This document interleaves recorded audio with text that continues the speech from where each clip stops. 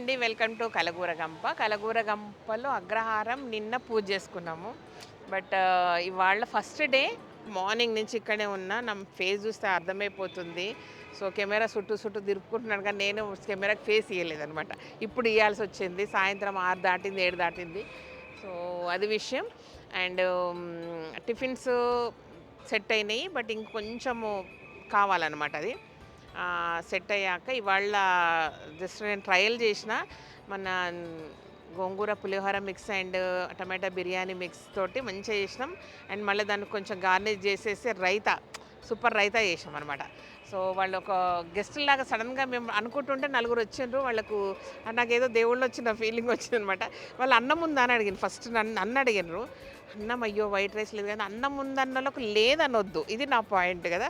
Sir white rice లేదు కానీ ఏదో ఒకటి పెడతా, ఏమనకుండా తినండి అని చెప్పాను అనమాట.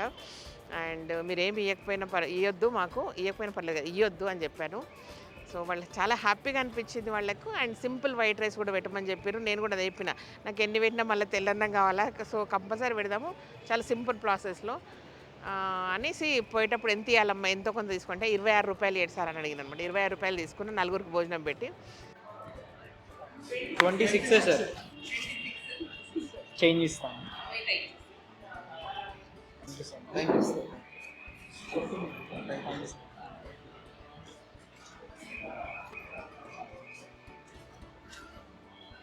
బోని అనమాట అది.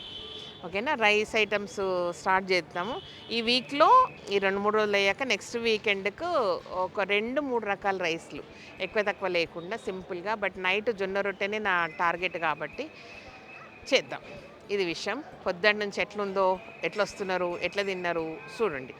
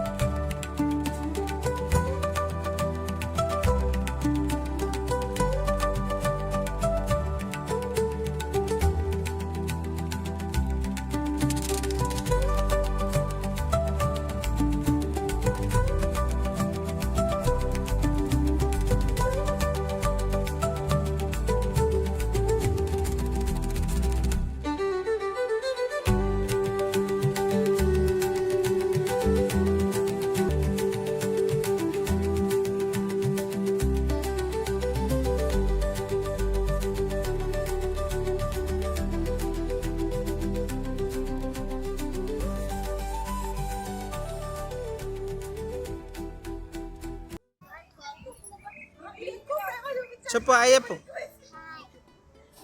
ఎడిట్ చేయరు కదండి.